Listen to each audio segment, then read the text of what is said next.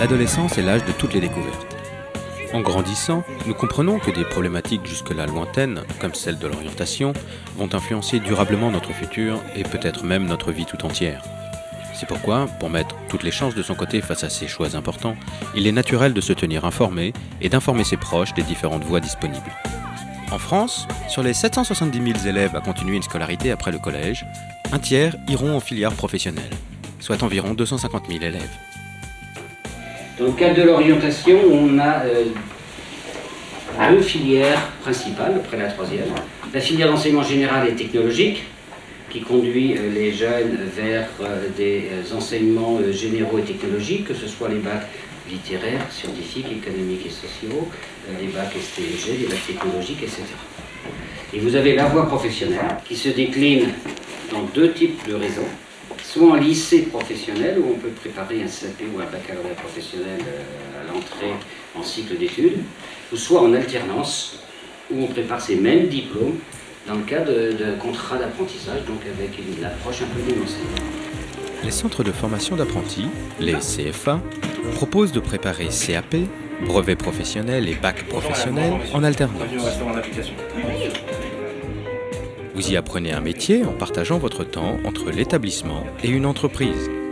Sur l'ensemble des jeunes ayant choisi de passer un CAP, 55% sont des apprentis. Les autres sont en lycée professionnel. Au total, 27% des élèves en filière professionnelle font le choix de l'apprentissage. Bonjour, je m'appelle Kathleen Leï-Cachtan, je suis au lycée hôtelier de Dinard. Je m'appelle Margot Kling, j'ai 16 ans, je souhaiterais faire un CAP coiffure au sein du CFA. Je m'appelle Adam, le Timna. Et je redouble ma seconde au lycée Le Sage cette année là. Et je me vois pas rester entre quatre murs à m'ennuyer pendant quelques années, quoi. Ça m'intéresse pas. Du coup je venais voir les options du bac pro commerce vente au CFA. Le CFA, je l'ai connu d'abord grâce à mon père parce qu'en fait au début, avant de rentrer au lycée hôtelier, je devais faire un CAP en alternance ici. Puis j'ai finalement été acceptée au lycée hôtelier et comme j'étais assez jeune, j'ai préféré suivre le lycée que plutôt rentrer directement dans la vie active. Le CFA parce qu'on travaille 2 semaines en entreprise et 1 semaine au CFA et je trouve ça plutôt pas mal. Et on est rémunéré aussi. Alors les jeunes qui nous parlent d'apprentissage, donc dès la fin de troisième, ce sont vraiment des jeunes pour lesquels les apprentissages théoriques ne plaisent pas. Donc ils attendent beaucoup des enseignements pratiques et surtout des périodes en entreprise. C'est vraiment les périodes en entreprise qui sont vraiment recherchées pour vraiment comprendre ce que va être la réalité du métier. La voie professionnelle et plus précisément l'apprentissage, c'est un très bon moyen de découvrir le plus tôt possible les exigences du monde du travail, de faire des choses concrètes qu'ils n'ont pas vraiment l'habitude de faire en collège. Donc ça, c'est vraiment les points positifs. Alors, elle répond à des élèves qui sont peut-être un petit peu moins scolaires, donc elle ne répond pas à tous les élèves, mais pour tout cela, c'est vraiment une formation à mettre en avant. Pour satisfaire au parcours professionnel de chacun, il n'existe pas moins de 90 spécialités en bac pro et plus de 200 pour les CAP répartis sur les 1100 CFA du territoire. Ce qui amène les jeunes à chercher l'apprentissage, je dis les jeunes parce que c'est quelque chose que les jeunes évoquent dès le collège. Alors certains très tôt, donc certains avec quelquefois l'idée de quitter l'école, sachant quand même que l'apprentissage, on leur dit bien que l'apprentissage c'est une formation initiale avec un statut différent, c'est-à-dire on quitte le statut scolaire pour prendre le statut de l'apprenti.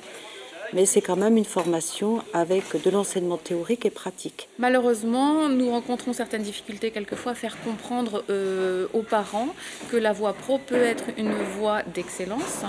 Et c'est souvent les parents qui ont quand même le dernier mot et il faut quand même très régulièrement batailler et montrer l'intérêt des voies professionnelles qui malheureusement ont quelquefois gardé une image de voie de garage alors que maintenant il y a beaucoup de passerelles pour continuer aussi en enseignement supérieur et ça c'est quelque chose, il faut vraiment en parler, il faut vraiment insister auprès des parents. Alors c'est vrai qu'on a quand même une certaine appréhension, parce que le monde du travail, c'est quand même pas rien. Mais on est là pour l'accompagner à 100%, donc ce qui fait que dès qu'elle aura des doutes, des difficultés, on sera là pour l'épauler, et on compte aussi sur le CFA, sur les professeurs qui vont l'encadrer bien sûr, et son maître d'apprentissage aussi. Donc après, je pense qu'il faut qu'il y ait une relation avec ces trois pôles. Et je pense que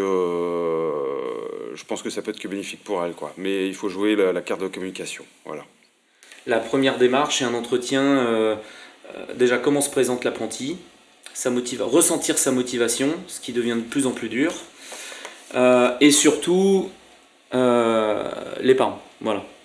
Je pense qu'un rendez-vous s'impose d'entrée de jeu avec les parents, le contexte familial, la motivation, je pense aussi de la famille, et comment soutiennent et encouragent les parents dans l'apprentissage de leur enfant.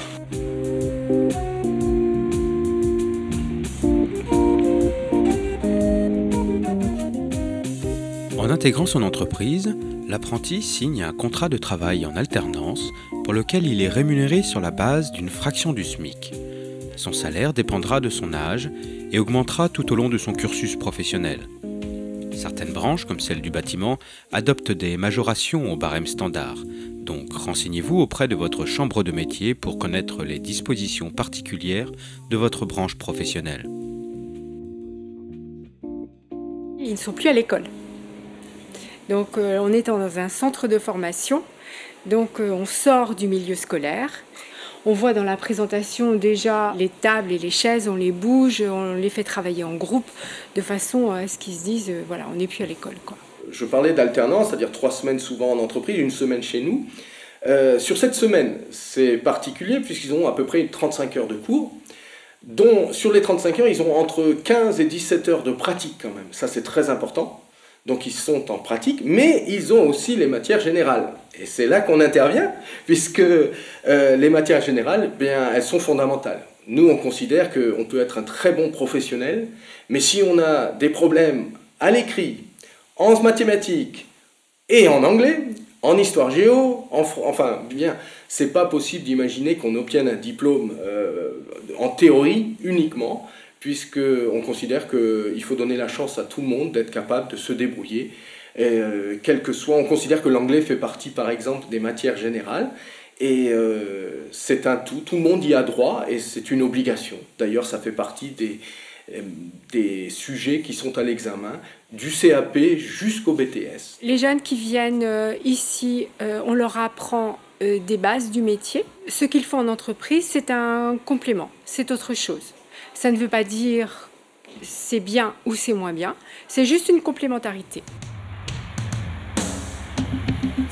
On a déjà en 3 étapes, il y en a 2 qui se déroulent là, mais il y en a déjà déroulé. Tu vois, comme ça on va faire, tiens, bah, regarde ce qu'on va faire. Les apprentis sont théoriquement des jeunes âgés de 16 à 25 ans qui préparent un diplôme dans le cadre d'un contrat de travail de type particulier.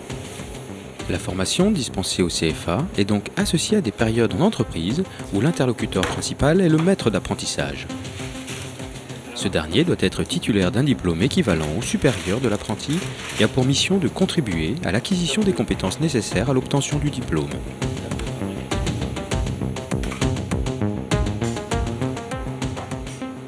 Je m'appelle Anaëlle Maurice, j'ai 19 ans. Je suis actuellement en CAP chocolatier et confiseur.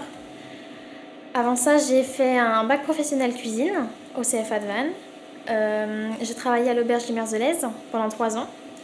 Ensuite, l'année dernière, j'ai réalisé une mention complémentaire pâtisserie. Et puis cette année, le CAP chocolatier confiseur. Le pour de faire un apprentissage chez un patron, c'est peut-être pour quelqu'un qui est peut-être un peu moins scolaire, puisqu'on peut avoir aussi un apprentissage purement scolaire. Après, je pense que c'est le ressenti de chaque jeune, quoi. Savoir s'il a envie de rester dans un monde plus scolaire ou dans un monde tout de suite rentrer dans le monde du travail. Le rythme, si on est motivé, il n'y a pas de problème. Après, il faut vraiment être très motivé parce que dans les métiers de la bouche dans lesquels je suis, les week-ends, les vacances, tout ça on oublie. Les copains, on oublie aussi un peu. Et c'est avant tout le travail, mais après... si on aime son métier, qu'on est motivé, il n'y a pas de problème. Enfin, moi, je l'ai très bien vécu, il n'y a aucun souci. J'ai encore mes copains, donc ça va. Je ne suis pas encore toute seule.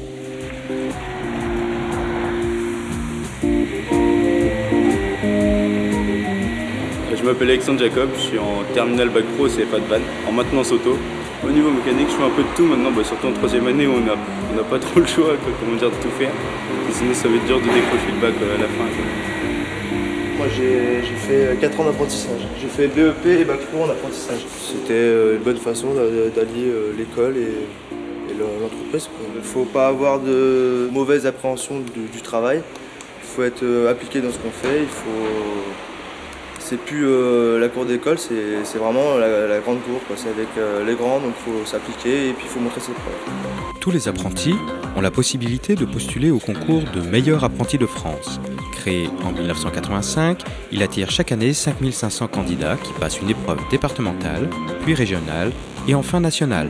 La remise des prix se déroule au Sénat devant des professionnels de renom. Ce que ça représente pour moi, c'est prestigieux, donc c'est beau quoi. Après, faut travailler encore. Ça peut m'apporter de travailler beaucoup, je pense, à l'étranger, dans des grands salons, possibilité de bouger beaucoup, ouverture de portes avec des grands coiffeurs et voilà. C'est vrai que depuis 30 ans, c'est un concours qui permet déjà aux jeunes apprentis d'avoir un titre d'excellence, un des meilleurs apprentis de France, qui leur donne souvent envie de continuer plus tard pour devenir un des meilleurs ouvriers de France, qui là, c'est vraiment le bâton de maréchal. Aujourd'hui, plus de 82% des jeunes s'intègrent dans l'emploi à l'issue du contrat d'apprentissage parce qu'ils arrivent à valoriser à l'issue de leur formation d'une véritable expérience professionnelle. Le CFA organise aussi beaucoup d'ouverture à la culture professionnelle, au monde, pour les apprentis. Plusieurs échanges sont organisés chaque année avec des apprentis allemands, avec des entreprises espagnoles, des cursus en Angleterre, complètent la formation réalisée ici au CFA de Vannes. Donc c'est vrai que c'est aussi apporter un certain nombre de valeurs de société auprès des jeunes.